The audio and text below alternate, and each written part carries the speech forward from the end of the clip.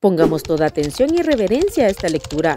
Al final encontrarás un comentario bíblico y algunas preguntas para ver qué tanto asimilaste. Segunda de Corintios 12. El aguijón en la carne. Ciertamente no me conviene gloriarme, pero vendré a las visiones y a las revelaciones del Señor. Conozco a un hombre en Cristo que hace 14 años, si en el cuerpo no lo sé, si fuera del cuerpo no lo sé, Dios lo sabe, fue arrebatado hasta el tercer cielo. Y conozco al tal hombre, si en el cuerpo o fuera del cuerpo no lo sé, Dios lo sabe, que fue arrebatado al paraíso, donde oyó palabras inefables que no le es dado al hombre expresar. De tal hombre me gloriaré, pero de mí mismo en nada me gloriaré, sino en mis debilidades. Sin embargo, si quisiera gloriarme, no sería insensato, porque diría la verdad, pero lo dejo, para que nadie piense de mí más de lo que en mí ve u oye de mí, y para que la grandeza de las revelaciones no me exaltase desmedidamente, me fue dado un aguijón en mi carne, un mensajero de Satanás que me abofetee para que no me enaltezca sobremanera, respecto a lo cual 3 veces he rogado al Señor que lo quite de mí, y me ha dicho: bástate mi gracia, porque mi poder se perfecciona en la debilidad. Por tanto, de buena gana me gloriaré más bien en mis debilidades, para que repose sobre mí el poder de Cristo. Por lo cual, por amor a Cristo, me gozo en las debilidades, en afrentas, en necesidades, en persecuciones, en angustias, porque cuando soy débil, entonces soy fuerte. Me he hecho un necio al gloriarme, vosotros me obligasteis a ello, pues yo debía ser alabado por vosotros, porque en nada he sido menos que aquellos grandes apóstoles, aunque nada soy. Con todo, las señales de apóstol han sido hechas entre vosotros en toda paciencia por señales, prodigios y milagros. Porque ¿en qué habéis sido menos que las otras iglesias, sino en que yo mismo no os he sido carga? Perdonadme este agravio. Pablo anuncia su tercera visita. He aquí, por tercera vez estoy preparado para ir a vosotros, y no os seré gravoso, porque no busco lo vuestro, sino a vosotros, pues no deben atesorar los hijos para los padres, sino los padres para los hijos. Y yo con el mayor placer gastaré lo mío, y aún yo mismo me gastaré del todo por amor de vuestras almas, aunque amándoos más, sea amado menos. Pero admitiendo esto, que yo no os he sido carga, sino que como soy astuto os prendí por engaño. ¿Acaso os he engañado por alguno de los que he enviado a vosotros?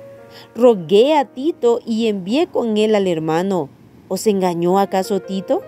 ¿No hemos procedido con el mismo espíritu y en las mismas pisadas? ¿Pensáis aún que nos disculpamos con vosotros? Delante de Dios en Cristo hablamos, y todo, muy amados, para vuestra edificación. Pues me temo que cuando llegue no os halle tales como quiero, y yo sea hallado de vosotros cual no queréis. Que haya entre vosotros contiendas, envidias, iras, divisiones, maledicencias, murmuraciones, soberbias, desórdenes.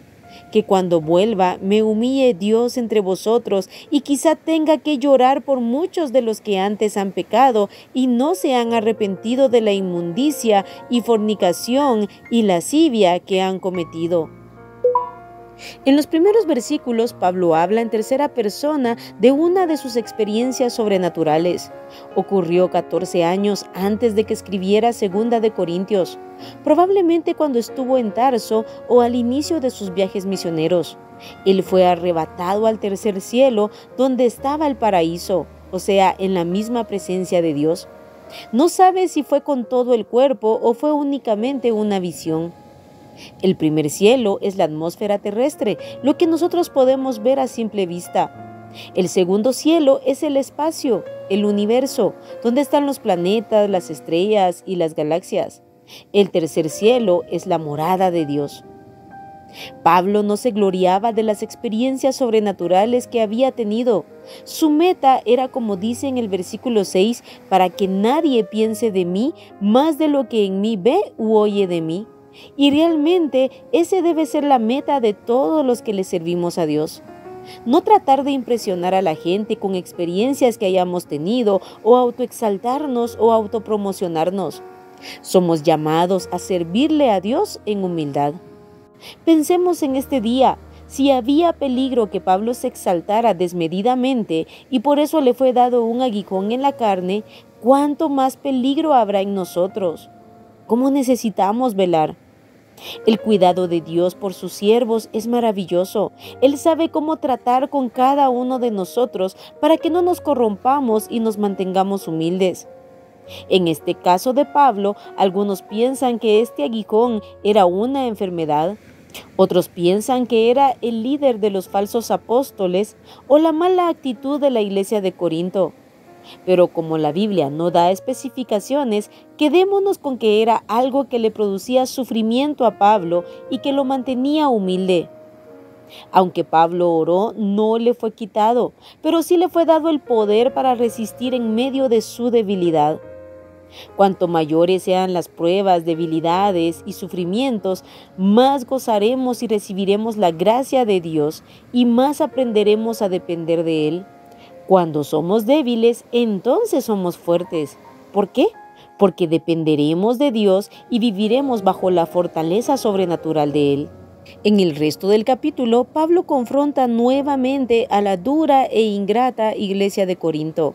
Él les recuerda que no buscaba su dinero o sus bienes, sino a ellos mismos, sus almas, por lo que con mayor placer y gozo estaba dispuesto a gastarse a sí mismo por amor a sus almas, aunque amándolos más, él fuera amado menos. Esta experiencia es muy común en el servicio de Dios y todos los que de verdad le servimos a Dios lo vamos a experimentar muchas veces. Pero la ingratitud no debe cambiar nuestra disposición hacia Dios, su servicio y las almas. Porque no lo hacemos para recibir gratitud de los hombres, lo hacemos de corazón para Dios y por amor a las almas. Pablo les hace ver que nunca les ha engañado. Su temor más grande era encontrarlos practicando el pecado sin arrepentimiento. Y es que esa sí es una verdadera tragedia. Es más trágico vivir en pecado sin arrepentimiento que una enfermedad mortal o terminal. Porque si te mueres, igual te vas con Cristo. Pero si vives sin arrepentimiento, practicando el pecado y mueres, te vas a una condenación eterna. No hay peor tragedia que vivir en pecado sin arrepentimiento. Responde las siguientes preguntas. Número 1. ¿Qué experiencia sobrenatural tuvo Pablo? Número 2.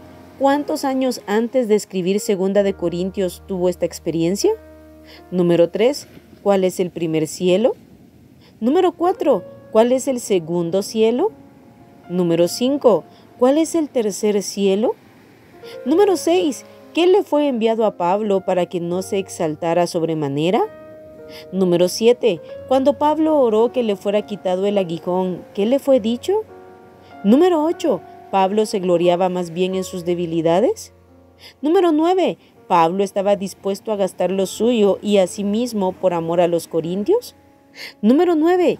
¿Pablo estaba dispuesto a gastar lo suyo y a sí mismo por amor a los corintios? Y número 10. ¿Cuál podría ser el motivo de llanto de Pablo al llegar a Corinto? Aquí terminamos el capítulo 12 de 2 de Corintios. Apartemos todos los días tiempo para orar y meditar la palabra de Dios para ponerla en práctica. Que Dios te bendiga.